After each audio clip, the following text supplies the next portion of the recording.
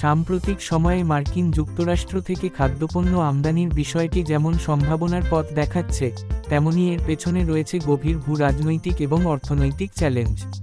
বাংলাদেশের পররাষ্ট্র মন্ত্রণালয় যখন এই আমদানির প্রক্রিয়া নিয়ে কাজ করে, তখন শুধু খাদ্য নয়, বরং দ্বিপাক্ষিক সম্পর্কের জটিল সমীকরণগুলোও সামনে চলে আসে। মার্কিন যুক্তরাষ্ট্র থেকে পণ্য আমদানির ক্ষেত্রে একটি প্রধান অন্তরায় হল ডলারের বিনিময় হার। যেহেতু অধিকাংশ আন্তর্জাতিক লেনদেন ডলারে করতে হয়, তাই দেশের বৈদেশিক মুদ্রার রিজার্ভের ওপর এটি প্রচণ্ড চাপ সৃষ্টি করে। বর্তমান বৈশ্বিক অর্থনৈতিক পরিস্থিতিতে চড়া দামে খাদ্য কেনা সাধারণ মানুষের ক্রয়ক্ষমতার বাইরে চলে যাওয়ার ঝুঁকি তৈরি করে, যা পরোক্ষভাবে বাজারে অস্থিরতা সৃষ্টি করে। খাদ্য আমদানির বিষয়টি যখন সরাসরি পররাষ্ট্র মন্ত্রণালয়ের কূটনৈতিক আলোচনার টেবিলে যায়, তখন এটি আর কেবল বাণিজ্যিক লেনদেন থাকে না, বরং একটি রাজনৈতিক হাতিয়ারে পরিণত হওয়ার সুযোগ থাকে। মার্কিন নীতি বা বিশেষ শর্তাবলীর সাথে একমত না হলে খাদ্য সরবরাহ ব্যবস্থা ব্যাহত হওয়ার ভয় থাকে, যা দেশের অভ্যন্তরীণ স্থিতিশীলতাকে ঝুঁকির মুখে ফেলতে পারে। কোনো একটি নির্দিষ্ট শক্তিশালী দেশের ওপর অতিরিক্ত খাদ্য নির্ভরশীলতা জাতীয় নিরাপত্তার জন্য একটি বড় হুমকি।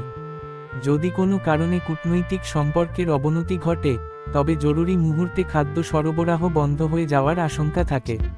এই অনিশ্চয়তা থেকেই জনমনে ও রাষ্ট্রীয় পর্যায়ে সম্ভাব্য দুর্ভিক্ষের আশঙ্কা বা কৃত্রিম সংকটের ভয় দানা বাঁধে। মূলত দেশের বর্তমান প্রেক্ষাপটে বাংলাদেশ যেন কোনোভাবেই দুর্ভিক্ষের দিকে ধাবিত না হয় এবং খাদ্য সার্বভৌমত্ব বজায় থাকে, সেটিই এখন সবচেয়ে বড় উদ্বেগের বিষয়। পাশাপাশি সুলভ মূল্যে বা বিশেষ চুক্তিতে বিদেশি খাদ্যপণ্য বড় পরিসরে বাজারে এলে স্থানীয় কৃষকরা প্রতিযোগিতায় পিছিয়ে পড়তে পারেন। বাংলাদেশের কৃষি খাত যেখানে অর্থনীতির প্রাণ এবং নিজস্ব সক্ষমতার প্রধান ভিত্তি, সেখানে বিদেশি আমদানির প্রভাবে কৃষকরা ক্ষতিগ্রস্ত হলে তা দীর্ঘমেয়াদে দেশের নিজস্ব উৎপাদন ক্ষমতা কমিয়ে দেওয়ার ঝুঁকি তৈরি করে।